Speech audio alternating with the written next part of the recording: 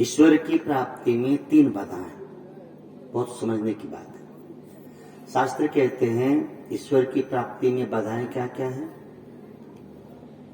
तो मल, विक्षेप और आवरण, 3 बाधाओं का वर्णन आता है। इन तीनों को हम पार कर दें तो ईश्वर की प्राप्ति हो जाए। तो मल क्या है, विक्षेप क्या है और आवरण क्या है, ये जानना है ना। 3 चीजें हैं। भगवान से हमारी दूरी क्यों है, भगवान से हम नहीं मिल पाते तो इसमें मजबूरी क्या है? तो शास्त्र कहते हैं 3 बातें हैं, मल, विक्षेप और आवरण। तो मल किसे कहते हैं? संसार की प्राप्ति की जो इच्छा है इसे मल कहते हैं। ये मैली इच्छा है, संसार नश्वर है, तो संसार की प्राप्ति की इच्छा ही मल कहलाता है। विक्षेप क्या है? कि हमको संसार के प्राप्ति की इच्छा है और उसमें जो बाधाएं हैं वो विक्षेप है। जैसे इच्छा है अभी बच्चों को खेलने की, आप मना करते क्योंकि विक्षेप लग रहा है। अब ये मल और विक्षेप आवरण क्या करते हैं कि इन्हीं मल विक्षेप के कारण हम ईश्वर की स्मृति नहीं कर पाते, ये आवरण है।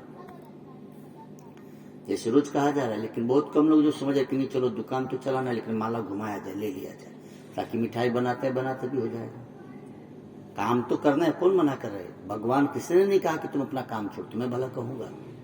लेकिन जो आवरण आपके ऊपर है, आप संसार की चिंता करते करते काम करते हैं, लेकिन भगवान का चिंतन करते करते काम करना नहीं चाहते, क्योंकि आवरण पहले से गाढ़ा हो गया है, मोटा हो गया है। तो मल, विक्षेप और आवरण, इन दोनों को हटाने के लिए 2 भाव हैं, स्वरूप में और भाव में। भगवान के नाम में, जप में, कथा में रुचि होना, ये स्वरूप का लक्षण है। और भगवान ही संसार का है, ये संसार भगवान का है, भगवान के सिवा संसार में कुछ नहीं, ऐसा भाव हो गया तो कथा कीर्तन में गए तो भी और नहीं गए तो भी काम वही का वही हो रहा है। या तो स्वरूप से चिंतन करें या तो भाव से चिंतन करें।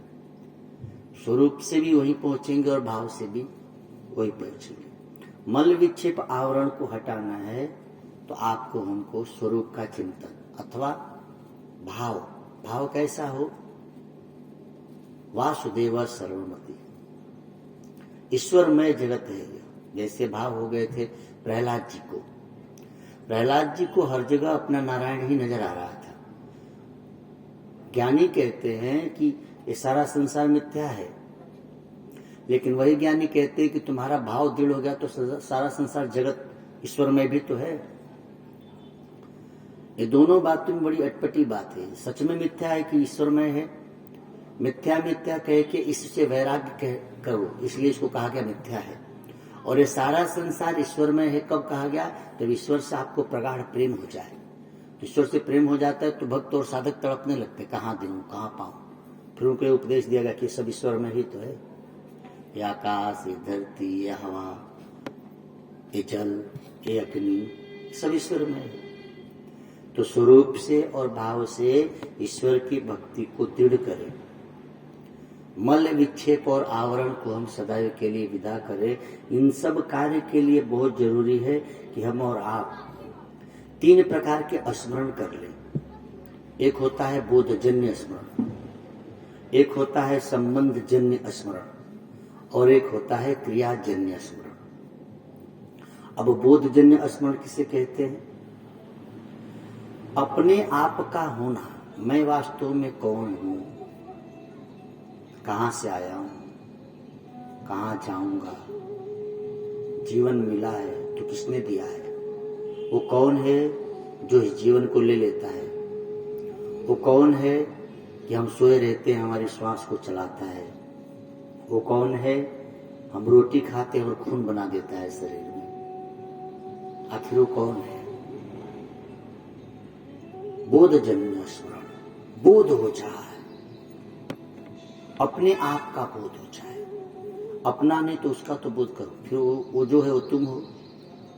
तो बोधजन्य स्मरण। दूसरा होता है संबंधजन्य स्मरण। आपको वही याद आता है जिससे आपने संबंध बना रखा है। दुनिया में 7 अरब लोग हैं, सबका नाम आप थोड़ी जानते हैं। आप तो बाजार का भी नाम नहीं जानते होंगे सबका, जिससे हमारा संबंध है। तो ज्ञानी कहते हैं या तो ईश्वर से संबंध बना कुछ का स्मरण करो, या तो यह बोध हो जाए कुछ के सिवा कुछ नहीं है, ऐसा स्मरण करें। तीसरा है क्रियाजन्य स्मरण। जो कुछ भी हम करते हैं ईश्वर के नाते करते हैं। जैसे आप मिठाई बनाते तो स्वाभाविक है मिठाई ज्यादातर पूजा में ही जाती होगी, या कहीं भी जाएगी तो खाएगा तो मुंह में मीठा होगा। वो ब्याह में खाए या मरने में खाए, मिठाई तो मिठाई लगेगी।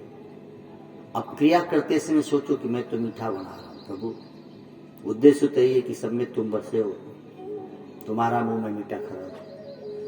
तो आम गुठलियों के दाम, मिठाई भी बना लिए, भगवान की भक्ति भी हो गई और बेच के पैसे भी हो गए। भाव यह रहना चाहिए क्रिया करते समय कि मैं जो बना रहा हूं मेरे गोविंद के लिए, मेरे राम जी के लिए, मेरे शिव जी के लिए। जो भी उस प्रसाद को पाएगा, जो उस मिठाई को खाएगा, उसमें है तो भगवान। यह भाव है तो आपका क्रियाजन्य स्मरण हो गया, यानी कर्म करते करते भी ईश्वर का स्मरण हो सकता है। संबंध जोड़ते समय भी ईश्वर का स्मरण हो सकता है, और ईश्वर स्वरमय जगत बोध हो जाए। भगवान बुद्ध का नाम सिद्धार्थ था, तो बुद्ध क्यों कहा गया? जिसको बोध हो गया अपने निज स्वरूप को, बुद्ध है। जिसको निज स्वरूप का बोध है वो बुद्ध है, और नहीं तो बाकी बुद्धू हैं। जय श्री राम, हम सब बुद्धू ही तो हैं।